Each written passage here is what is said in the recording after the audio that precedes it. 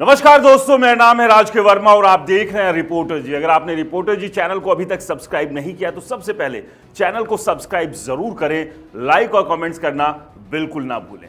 दिल्ली विधानसभा चुनाव 2025 में होने और उसकी तैयारियां अभी से तमाम पॉलिटिकल पार्टीज ने शुरू कर दी और आम आदमी पार्टी इन तैयारियों में कांग्रेस और बीजेपी से कहीं ना कहीं आगे नजर आ रही है।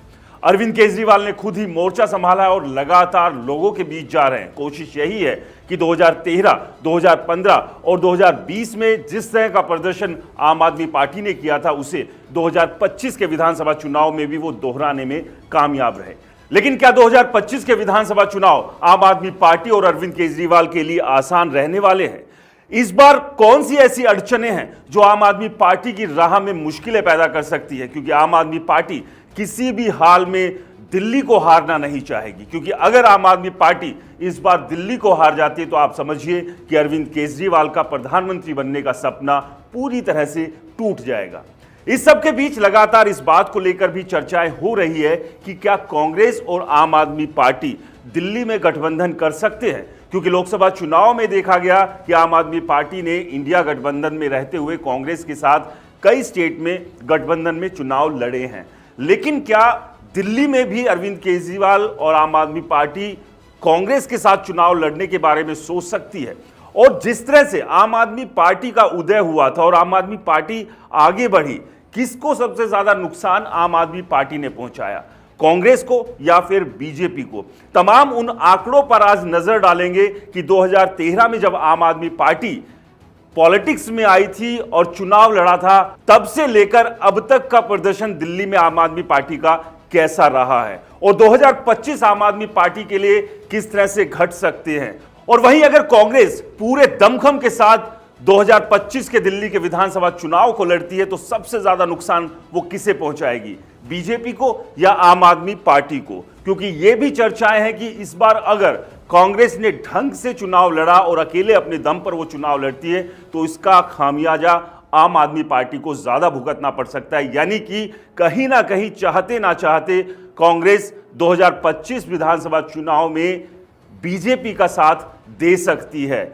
लेकिन उससे पहले हम एक बार आंकड़ों पर नजर डालते हैं कि 2013, 2015 और 2020 के जो विधानसभा चुनाव हुए थे, इन तीनों पॉलिटिकल पार्टीज का प्रदर्शन कैसा रहा था और आम आदमी पार्टी ने सबसे ज्यादा डेंट किस पार्टी को पहुंचाया, यानी कि किस पार्टी को खाकर आम आदमी पार्टी दिल्ली में एक मजबूत पार्टी के तौर पर उभरी और अब देश की 2 स्टेट्स में आम आदमी पार्टी सत्ता में है, जिसमें दिल्ली और पंजाब, और इसके अलावा कई लोकसभा सीट पर आम आदमी पार्टी के सांसद हैं और कई दूसरे स्टेट्स में विधायक भी हैं।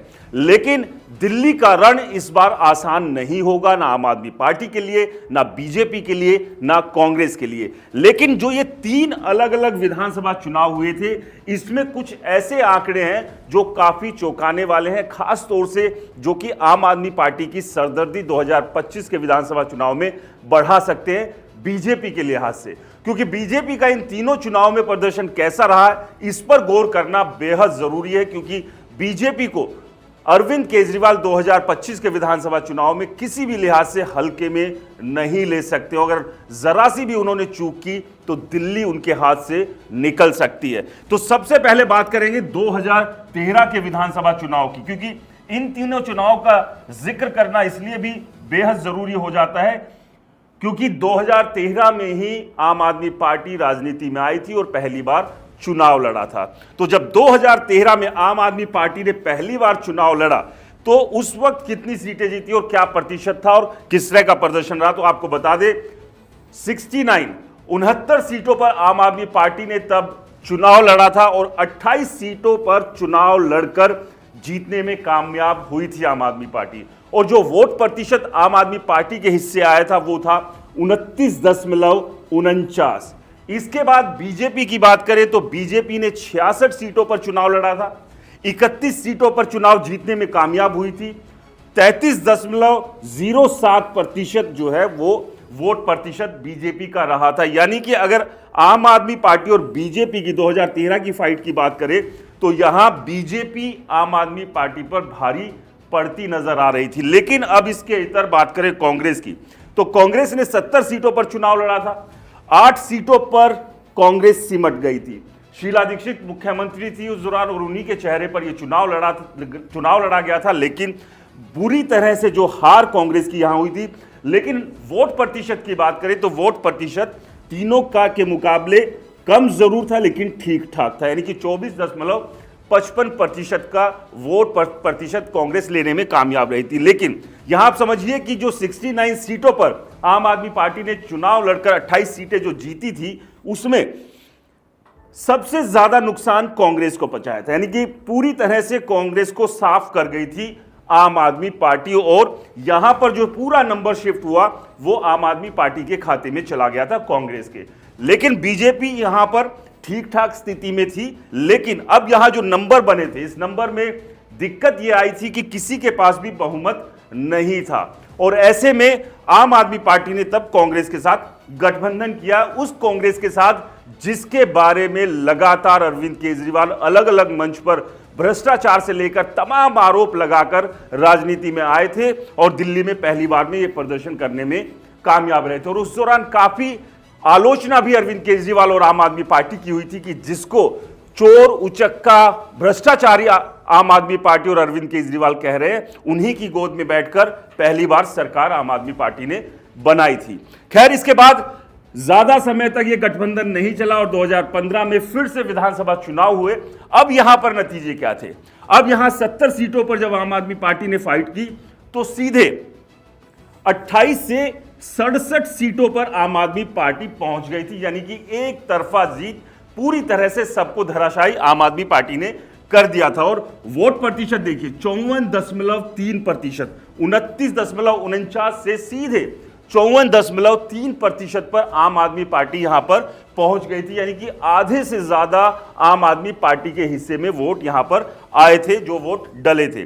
बीजेपी की बात करें तो 69 सीटों यानी कि 69 सीटों पर फाइट की और 31 से सीधे बीजेपी मात्र 3 पर सिमट गई थी। और बीजेपी का भी यहां पर बुरा हाल आम आदमी पार्टी ने 2015 के विधानसभा चुनाव में कर दिया, यानी कि दिल्ली की जनता ने पूरी तरह से आम आदमी पार्टी को भर भर कर वोट दिया। लेकिन अब यहां अगर वोट प्रतिशत की बात करें तो बीजेपी का जो वोट प्रतिशत है वो बहुत ज्यादा हिला नहीं था 2015 में। 2013 के मुकाबले मात्र करीब 1% से भी कम जो है वोट प्रतिशत कम हुआ था। 33.07 से 32.2 पर जो है वोट प्रतिशत बीजेपी का था। सीटें बिल्कुल कम आई थी, यानी कि जो सीटें 31 थी, 31 से 3 पर बीजेपी सिमट गई थी, यानी कि 28 सीटों का नुकसान बीजेपी को हुआ था। लेकिन वोट प्रतिशत में कोई खास कमी नहीं देखी गई, करीब 0.8 या 7% का ही फर्क यहां पर बीजेपी को पड़ा था, यानी कि बीजेपी का जो वोट बैंक था वो उसके साथ पूरी तरह से खड़ा हुआ था। लेकिन कांग्रेस की जो हालत थी वो 70 पर चुनाव लड़कर 0 पर सिमट गई थी, यानी कि जो सारा का सारा जो वोट बैंक था वो कांग्रेस का, यानी कि जो 24.55 था वो सारा का सारा एक बार फिर से यहां पर शिफ्ट हो गया और ये 54.3 में कन्वर्ट हो गई थी आम आदमी पार्टी। और यही एक बड़ी वजह रही कि आम आदमी पार्टी ने लगातार दूसरी बार भी सिर्फ और सिर्फ कांग्रेस को ही नुकसान पहुंचाया, क्योंकि कांग्रेस का प्रदर्शन आप देखिए कि 24.55 से 9.7% पर आकर सिमट गई थी और सीटें भी 0 पर आ गई थी। अगर यहां पर कांग्रेस का वोट प्रतिशत ठीक ठाक रहता या यूं कहे कि इतना ही रहता तो एक बार फिर से वही स्थिति बनती जो 2013 की थी, या फिर बीजेपी यहां कुछ और सीटों का जुगाड़ करके सरकार बनाने की स्थिति में आ सकती थी। यानी कि कांग्रेस को दिल्ली के लोगों ने पूरी तरह से नकारा, लेकिन बीजेपी के साथ फिर भी वो खड़े रहे थे अगर वोट प्रतिशत के लिहाज से इन आंकड़ों पर नजर मारे। और यही चिंता आम आदमी पार्टी के लिए 2025 के विधानसभा चुनाव में बन सकती है। अब आते हैं जो पीछे चुनाव हुए थे 2020 के।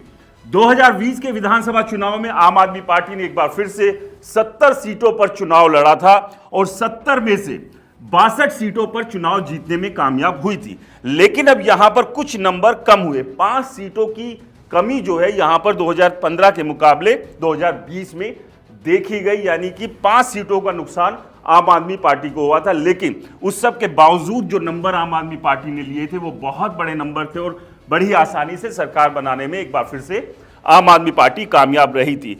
वहीं अगर वोट प्रतिशत की बात करें तो वोट प्रतिशत में भी कमी यहां पर दर्ज की गई। 2015 में 54.3 था, तो वहीं वोट प्रतिशत घटकर 53.57 यहां पर 2020 में हो गया। बहुत ज्यादा घटा नहीं था, लेकिन सीट और वोट प्रतिशत में कमी 2020 में भी देखने को मिली। अब बात करते हैं बीजेपी की। बीजेपी ने 67 यानी कि 67 सीटों पर चुनाव लड़ा और इसमें से 8 सीटें जीतने में बीजेपी कामयाब रही थी। यानी कि यहां पर जो 5 सीटों का फायदा हुआ बीजेपी को, वो आम आदमी पार्टी की 5 सीटें जो हारी आम आदमी पार्टी, वो सीधे बीजेपी के खाते में चली गई। लेकिन अब एक बार फिर से वोट प्रतिशत पर आते हैं बीजेपी के। 2013 में 33.07 था, 2015 में 32.2 था और 2020 में ये वोट प्रतिशत बढ़कर 38.51 हो गया। यानी कि 2015 के मुकाबले यहां पर बीजेपी का वोट प्रतिशत भी बढ़ा है और वो करीब करीब 5% के आसपास ये वोट प्रतिशत भी बीजेपी का बढ़ा। यानी कि वोट बैंक जो है वो बीजेपी का घट नहीं रहा है, बीजेपी का वोट बैंक लगातार बढ़ रहा है और यही चिंता अरविंद केजरीवाल को सता रही है।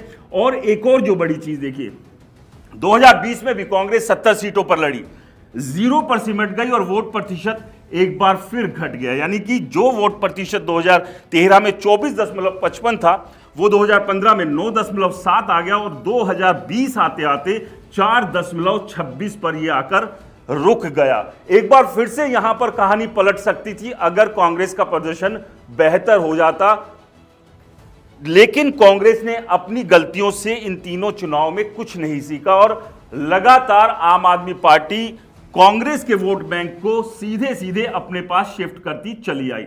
यानी कि यहां साफ है कि आम आदमी पार्टी बीजेपी को डेंट नहीं पहुंचा रही है। आम आदमी पार्टी लगातार जो मजबूत दिल्ली में हो रही है वो कांग्रेस के वोट बैंक को खाकर हो रही है। अब सबसे बड़ी बात यही है कि 2025 के विधानसभा चुनाव में आम आदमी पार्टी, क्योंकि अब अगर देखें 2020 में कांग्रेस के पास बहुत बड़ा वोट बैंक नहीं है, 4.26% ही वोट ले पाई थी कांग्रेस 2020 के विधानसभा चुनाव में। तो अब सीधी सीधी टक्कर यहां इन दोनों पार्टियों के बीच में ही है, क्योंकि मोस्टली वोट प्रतिशत यहीं पर शिफ्ट हुआ है। लेकिन सीटों के मामले में आम आदमी पार्टी लगातार मजबूत रही है। लेकिन क्या 2025 में भी आम आदमी पार्टी इसी मजबूती के साथ नतीजों को बदलने में कामयाब रहेगी? क्योंकि अगर लोकसभा चुनाव की बात करें और 2 टर्म्स के लोकसभा चुनाव की बात करें तो दोनों ही बार बीजेपी ने दिल्ली में आम आदमी पार्टी का सुपड़ा साफ किया है। यानी कि सातों की सातों लोकसभा सीट पर बीजेपी ने जीत दर्ज की है।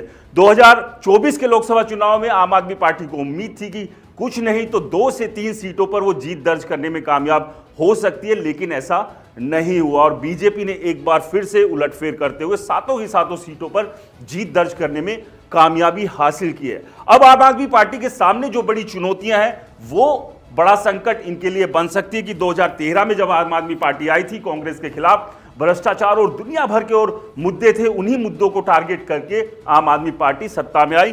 2015 तक वो करंट बना हुआ था और चूंकि बहुत ज्यादा समय यहां पर हुआ नहीं था, तो ऐसे में आम आदमी पार्टी, अरविंद केजरीवाल लगातार जनता के बीच गए जब 2020 के चुनाव हुए और ये कहा कि अभी जो उन्हें समय मिला था वो बेहद कम था।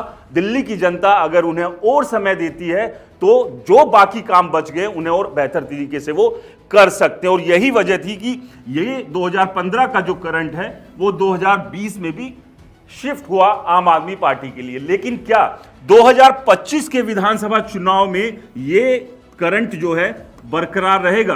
क्योंकि अब आम आदमी पार्टी जो दूसरी पार्टियों को भ्रष्टाचारी कहती रही है, उनके ऊपर आरोप लगाती रही है, वो खुद भी कई अलग अलग भ्रष्टाचार के मामलों में फंसी हुई है और जिसमें सबसे बड़ा भ्रष्टाचार घोटाला जो है वो शराब घोटाला है। ये मुद्दा भी लगातार बीजेपी आम आदमी पार्टी के खिलाफ इस्तेमाल कर रही है और उसमें खुद अरविंद केजरीवाल जेल भी होकर आए हैं और अभी जमानत पर है और उनके कई और बड़े नेता भी।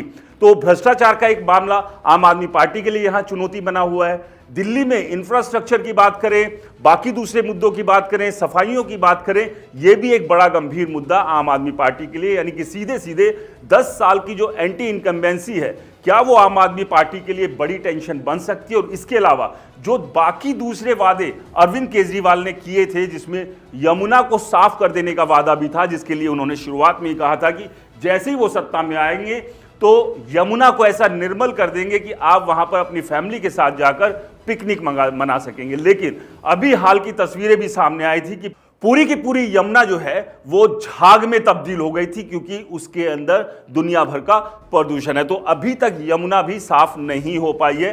तो जो वादे अरविंद केजरीवाल ने किए थे, आम आदमी पार्टी ने किए थे, उसमें से बहुत कुछ अभी तक वो डिलीवर नहीं कर पाए हैं। तो ये एक बड़ा चैलेंज आम आदमी पार्टी के लिए होगा।